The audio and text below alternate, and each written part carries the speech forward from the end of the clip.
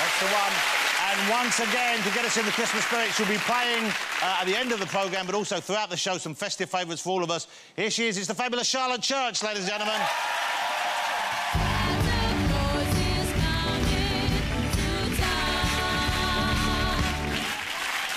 That was a quickie. That was just a little flavour there. Let's have a look and let me show you who's on the show in our special Christmas green room, ladies and gentlemen. First up, one of my TV favourites. There are many would-be master chefs, but there can be only one true master. It's Mr. Jamie Oliver. There he is. It's Jamie. Hello, Jonathan. Happy Christmas, Jamie. Happy Christmas, yes. You know, this year, over the last few years, Jamie's released his book 30-Minute Meals, of course. This year, you brought out 15-Minute Meals, which is a great book, I've got it. Although I think you should get it down to 2 minutes, maybe 3 maximum. Because seriously, I've been to your restaurants. How long does the microwave take? I mean, it's what? Thank you. Mr. Jamie Oliver, ladies and gentlemen, he'll be here. He'll be talking and cooking on the show. Some Christmas recipes for you. My next guest is the star of, among other things, Gavin and Stacey, Benidorm, Mrs. Biggs, the recent series. She was a huge hit in the West End in Legally Blonde. It's the fabulous Sheridan Smith. Sheridan, how are you? I know you're a bit nervous. Don't be nervous. It's lovely to see you here. I am nervous. Merry Christmas. Be gentle with me.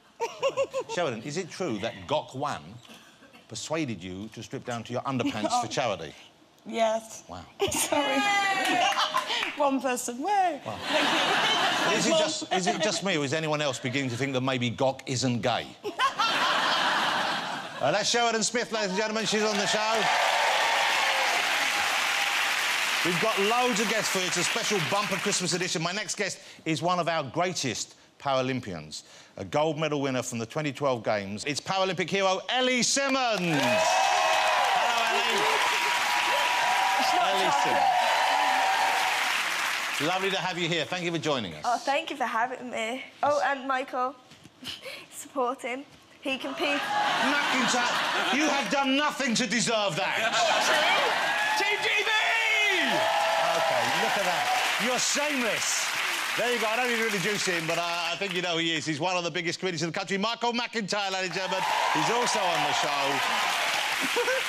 OK, and we have more. Our final guest can be summed up in just 2 words, movie and star. One of the best actresses in the country, the very talented, the very beautiful Sienna Miller.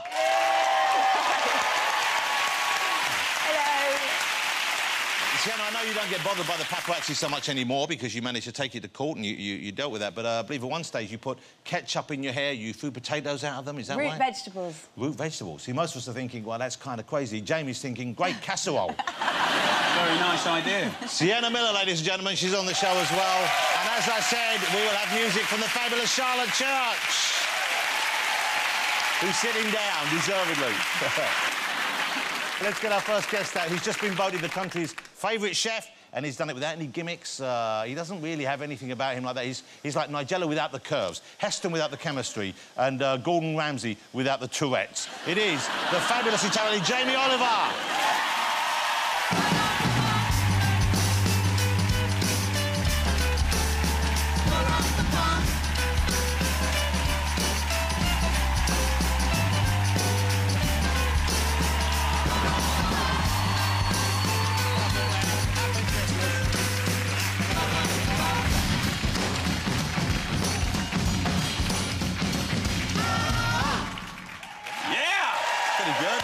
That's the best version I've ever heard. Jamie, it's great to see you here. Jamie Oliver, ladies and gentlemen. What a handsome and talented young man. So nice to have you here for Christmas.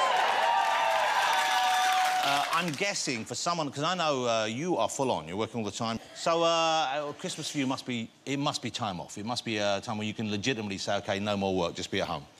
No, not at all. Can you imagine? Well, because I've got 26 people coming round, and I've got to do it. I tried a few years where I get a couple of chefs in, but it didn't work, really. Didn't work. So you have 26 people coming for Christmas dinner? On Christmas Day? Yeah. OK, so that would be family? Yeah. And who else? Kids, well, they're all ours. I mean, there used to be like 13, 14 of us, and now we've doubled it with children in the last 8 years. Well, can't you limit them? Can't you say you can only bring 2 each and the rest stay at home? Yeah. I'd like to. Keep but we haven't got a table big enough, so the kids have their own table. That's nice. We have our table. And then I basically, I do the meat, the goose, the turkey, the gravy, the roasted veg, and then I delegate everything else, like Mum does the trifle, Dad does the Christmas pudding. I get my sisters to bring the sort of gratin veggie dishes. OK, nice. You know, and basically, it works really well. And what does Mrs Oliver do? What does Jules do? Mrs Oliver, she looks after the kids whilst I'm cooking. So can she not cook? She can. She's very good at cooking for the kids. OK. But she's... So, wow, that's a terrible thing to say about your wife. It's taken me 15 years to have a politically correct answer like that. So that's like fish fingers under the grill and beans in the microwave, is that right? No, she does an amazing stuff in a pan, like bits of fish, veg. I mean, she does, in 5 minutes, she'll rattle out stuff for the kids. And do the kids, are they all still of the age where they still, how do I put this without, have they still... Yes, they do. They still all write to Santa Claus? Oh, yeah, no, they've got a specific list to Santa. Okay. But if they misbehave, I keep telling them that Dad will infiltrate that sack. That sounds really wrong to Surely that should be Mum's job. Oh, God. Oh, dear. OK, let's talk about food, because Christmas, food is a big deal for all of us. You've just said you cook at home. That's a major task you've got there. Are there recipes in the book? I've got it at home, but I didn't see any Christmas recipes. There's the new one at the moment. 15-minute meals. Is Jamie looking lovely with a slightly cheap hoodie on the cover there? That's true. What is that? It was quite true. It was. TK Maxx. It's not even your size. And so... 15-minute meals. But they are 15 minutes. I've cooked 2 or 3 things with this. They are genuinely 15 minutes. Well, and if you can do them in 15 minutes, then everyone else can do it in 10. You know what? There's some truth in that. There is some truth in that. What's the quickest one you could do? Is there one in here that... I mean, these are all for us. Maximum 15 minutes, but some you could... 10, 11 minutes. OK. And what's your favourite thing in here? I don't know. I've got a bit of a soft spot for the coconut buns with the sort of hoisin chicken and all the lovely steamed greens. You like all the Chinese and Asian Asiatic food, but I think the public, like, we're so worldly now in the stuff that we get and the stuff we're used to. But, like, you know, I didn't actually plan to write that book. It was the public pretty much... You know, now with, like, all the social media and stuff, they tell you what they want and what they want more of. And clearly they want... stuff from around the world, and they want it really quick. Let me ask you about the restaurants, because they're beautiful places. I don't know if anyone's eaten at Jamie's restaurant. If you had the chance to eat at Jamie's restaurants, they're lovely places. The food, I've never not had a magnificent meal there. Thank the Lord for that. I'm not just saying that. But people do steal things. I don't think they steal... It's not, like, kind of malicious, and they're not stealing but they take mementos away, don't they? It's really fun. I mean, for anyone that works in the public eye, you have this relationship with the public where they know a lot about you and you know nothing about them. And over 15 years, which is how long I've been doing it, you know, you have a very affectionate relationship with the public. But customers do surprise you every now and again with some odd things. I put these beautiful toilets in every restaurant, no matter what, and they're called Thomas Crappers, right? And they're the original Thomas... They're the original toilets, yeah. But they're gorgeous, and I thought, well, I want toilets to look nice, you know. But then they started stealing the seats and the handles on the pools. How does someone get a seat of a toilet out of a restaurant without someone noticing? Well, as you know, they have little, like... No, I don't mean how they get it off the toilet. I mean, where do they put it? Do they just... Mate, I'm telling you, and one of those toilet seats is like 350 quid. Wow. Right? Well, wow. that's going to happen even more now. So they just but honestly, I phoned up this toilet manufacturer and said, listen, mate, we love your toilets. And he's like, well, we really appreciate your business. We're only a small little family business. I said, can you weld everything to the toilets? And no word of a lie, we rivet everything now. You rivet every day. And napkins. We've had about 30,000 napkins nicked a month. Wow. Let me ask you, Sienna, you've never stolen anything from... Michael McIntyre!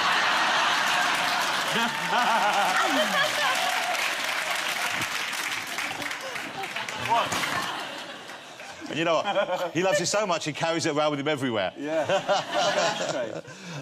So that's kind of over, hopefully. That's, no, it's not over, it's happening continuously. You're dealing with it, you're processing it. Honestly, we've had to put it in the profit and loss sheet, under losses. But you're are you a smart businessman? I mean, you've done great in business, but you must have learned, you must know your way around a spreadsheet now. You know what, I get accused of it. I really think I'm not. I have a feeling for stuff, but the thing is, my feelings, which are often right, when they go wrong, are, you know, fairly spectacular. Do you look back and think, are there missed opportunities? Are there things that you feel you failed at? I mean, from where I'm sitting, it looks to me like everything you've done has been successful. Are there things you look back and wish you'd tried them differently? It's never that simple. I mean, like, the things that work really well often subsidise the things that look like they're working, but they're not. I think that's the truth of it. And when you've got 7,000 staff, you know, it's never all rocking and rolling. 7,000 staff? Yeah, and that's probably a little bit under. And it's like... So when you go through a recession like we are now, you have to worry about completely different things. Yeah. Does that keep you awake at night, though? Do you worry about keeping those jobs going? Weirdly, no. I'm not a worrier, and I think that's my problem. That's why I keep doing things that I probably shouldn't.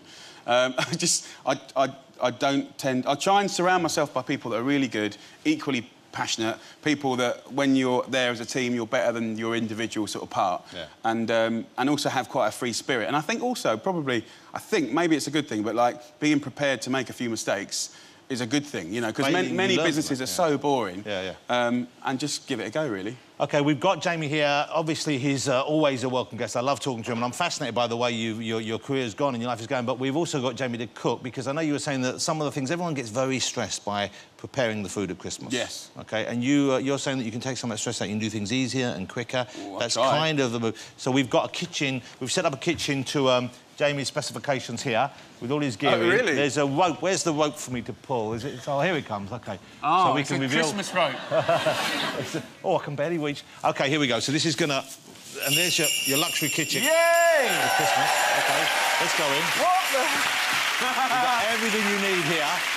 What are you going to cook for us? You're going to cook something off and then we're going to keep coming back to you. What are you going to do? OK, well, you said retro, and you said that you didn't have any pots and pans, which you've delivered on. We want it to be basic, so like anyone could do it, with a minimal kitchen. So thank you, Jonathan. We've got a toaster here, a microwave. But I did ask... I've got one of the original ones of these, right? You remember this, guys?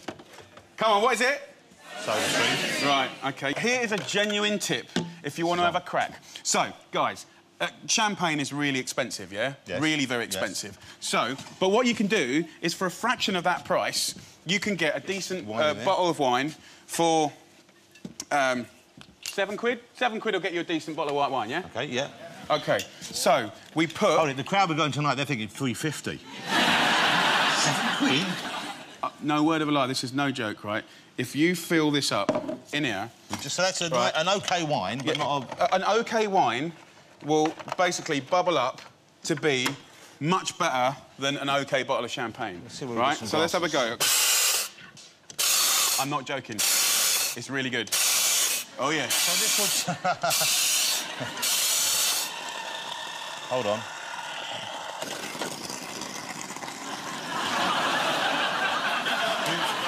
Wow. Is that meant to happen? Oh, my Lord. We twist it. There you go. Man. There you go. Right, have we got a wine glass? Oh, here, look, old school ones. So I haven't probably done that any justice. Well, it looks like champagne. But genuinely, when you know how to use a machine, it is brilliant. Have a little taste. It's brilliant. Tastes just like fizzy wine. Which is cheap champagne. It is pretty good. That's pretty good. Jamie, thank you.